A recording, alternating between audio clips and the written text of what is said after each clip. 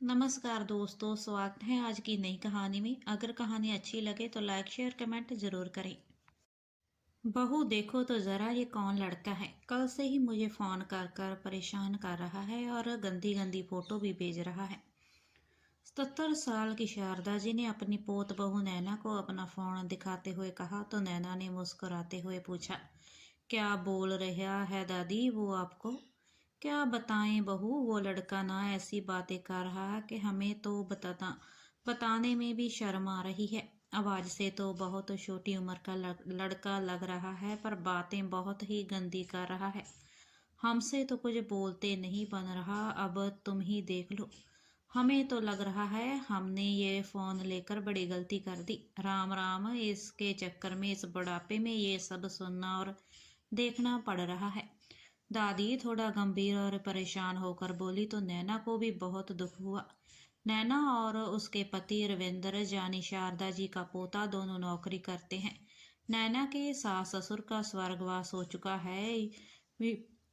पूरे दिन घर पर दादी केयर टेकर शीला जी के साथ रहती थी। जब से लैंडलाइन का जमाना गया तब से दादी अपना कीपैड वाला फ़ोन चला रही थी। पर दादी अपने आप को बहुत अपडेट रखती हैं, इसीलिए उन्होंने रविंदर से कहकर कीपैड वाला फ़ोन हटाकर टच वाला लिया और उसे बड़े शौक से चलाना सीखा। वो टच फ़ोन पाकर बड़ी खुश थी, क्योंकि इसमें वो अपनी पसंद की भगवत गाने देख अपना समय व्यतीत कर लेती थी। पर आज वो उसी फ़ोन से बहुत दुखी हो गई थी।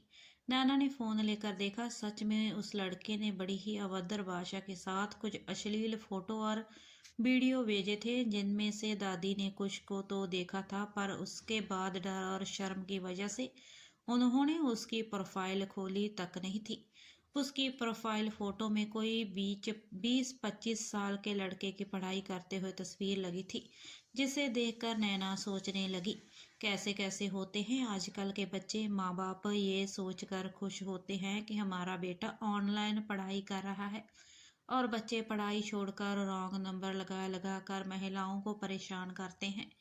उन्हें यह भी नहीं लगता कि सामने से बोल रही महिला जवान है कि 77 साल की बूढ़ी, और उन्हें तो बस इससे मतलब है कि उनके सामने सिर्फ एक महिला है।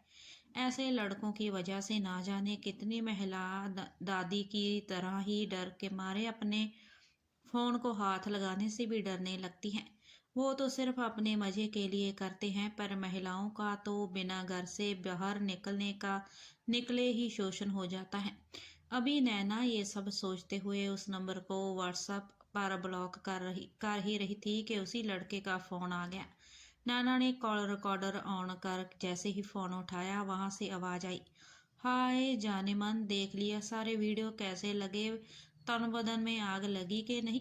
उसकी बातें सुनकर नैना का खून खौल उठा तो वह गुस्से में पर सदे शब्दों में बोली, हाँ आग लगी तो है। अब सोच रही हूँ इस आग को बुझाने के लिए पुलिस स्टेशन चली जाऊं। यह सुनकर वो लड़का बड़ी ठिठाई से हंसते हुए बोला, अरे जाने मन, आग बुझाने के लिए पुलिस के पास जाने की क्या ज़रूरत है? बस अपना एड्रेस भेज दो या छोड़ो, सिर्फ अपनी लोकेशन भेज दो, मैं खुद ही पहुंच जाऊंगा अपनी आग बुझाने।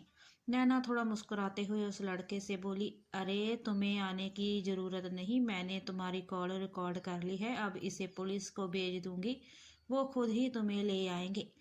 इस बार वो लड़का थोड़ा डरी हुई आवाज में बोला, मैं डरता नहीं हूँ ऐसी धमकियों से, वैसे भी तुम लड़कियां खुद ही इतना डरती हो अपनी बदनामी से, तुम क्या हमारी शिकायत करोगी? मैं तो रोज ना जाने कितने रॉन्ग नंबर लगाता हूँ। पहले तुम जैसी कुछ लड़कियां नखरे करती हैं, फिर सबको खुद ही मजा आने लगता है तो चुपचाप सुनती रहती हैं। उसकी बात सुनकर नैना अपने आपे से बाहर हो गई।